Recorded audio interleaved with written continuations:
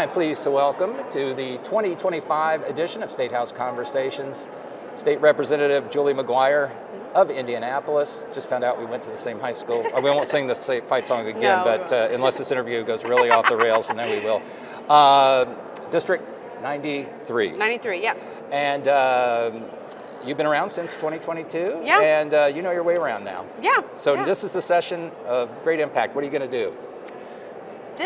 Well, I'm excited about a CHINS bill I've been working on for foster care kids.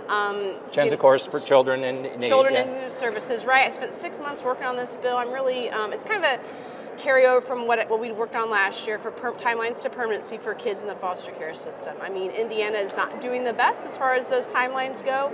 So this is going to put some more guardrails in there, providing some more supports for the kids, some more voices for the kids in the process and their families. So I'm excited about that. Spent 6 months working on it with judges and with DCS, a lot of good DCS language in the bill, a lot of different stakeholders. So a lot of effort put into that. And it doesn't have a fiscal note, which is yep. probably the best thing of all, that's right? That's right. I'll go through Judiciary Committee. Again, because a lot of it has to do with court proceedings and how we control those cases through the judicial process.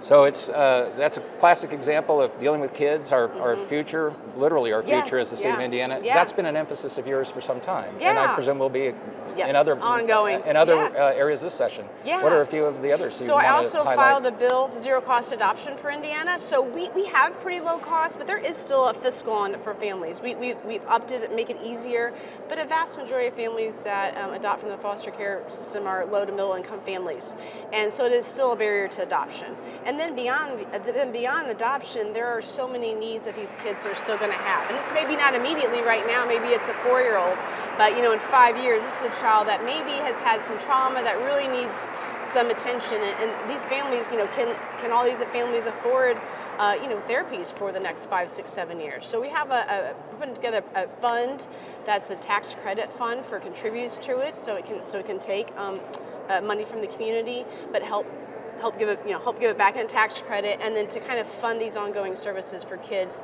post-adoption kids, post-welfare system, but that are in a stable home, but just need those extra supports financially. Those families need those extra supports. And do you find that there's an appetite this session? Again, everybody's talking budget. That's the one thing you're obligated to do. Everything else is sort of icing on the cake. Yeah, trying to start small with it, trying to get the tax credit established, where that fits. And I've spoke with Rep. Thompson several times about the bill. I know he's supportive of the language and the policy. He's chair of House Ways and Means, That's right. So where the budget it's a continuation starts, of our pro-life policies in Indiana. Zero cost adoption. How do we continue that? So, however, maybe I can try to get it in there. Get it started, get the concept out there, and try to get moving with it. Any other bills you want to? I'm also working on some health healthcare bills. Indiana is the 8th most expensive healthcare state in the country, and we've been working on this for several years now in the legislature.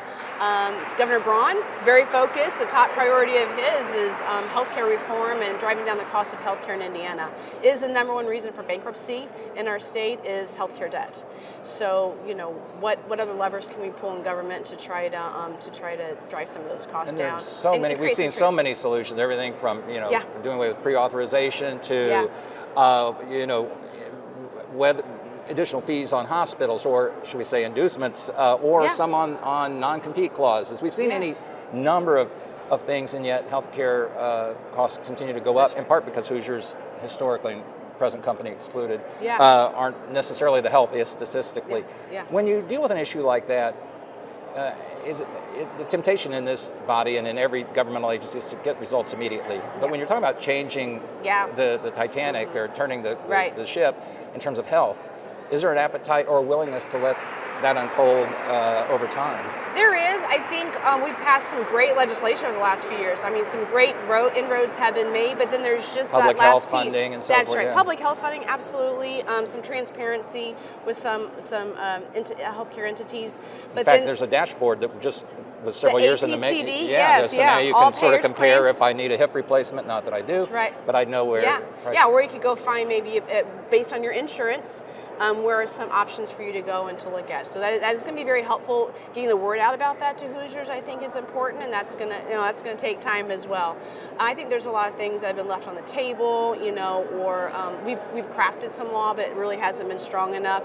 So taking that next step to tighten things down. I just read an article in the last 20 years, healthcare has gone up 143%. And I mean, it's just not sustainable. The cost of healthcare is going up greater than the cost of college tuition, you know, and it's on the backs of families, you know, and it's crushing them. It makes credit ratings harder, you know, it affects that, affects your ability to get housing, take jobs if you can't have credit, you know, so it's just this whole spiral downhill. And since comparatively speaking, those costs are higher statistically again here than they are in a lot of states, whether it's the health, whether Hoosiers are responsible or whether, who knows what. I would also say that like the surrounding states, when we talk about it's higher here, it's like 1% or less, right? So some of that is really within the margin of error. I mean, yes, Indiana has been on that top list. In the world of accountants and consultants, I guess it matters. It does, but I think about, you know, it could just be a very small, you know, glitches, right? And so when the gavel comes down, sine die, what's the one thing that has to happen for you to say, all right, I can go home and be happy? The CHINS bill, the foster care bill I have, getting that passed, getting that crossed, it means a lot to a lot of families and all the people involved.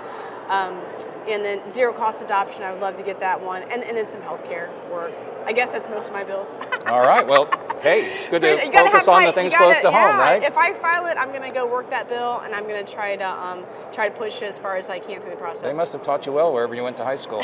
Go Irish. Representative, you just gave it away. Julie McGuire, Indianapolis, Republican District 93. Yeah. Thank you for taking time to chat about your views for the session. Thanks for your commitment to public service and your commitment to the state of Indiana. Much appreciated. Appreciate it. Thank you. Thanks, John. And you did know the song, so that's good.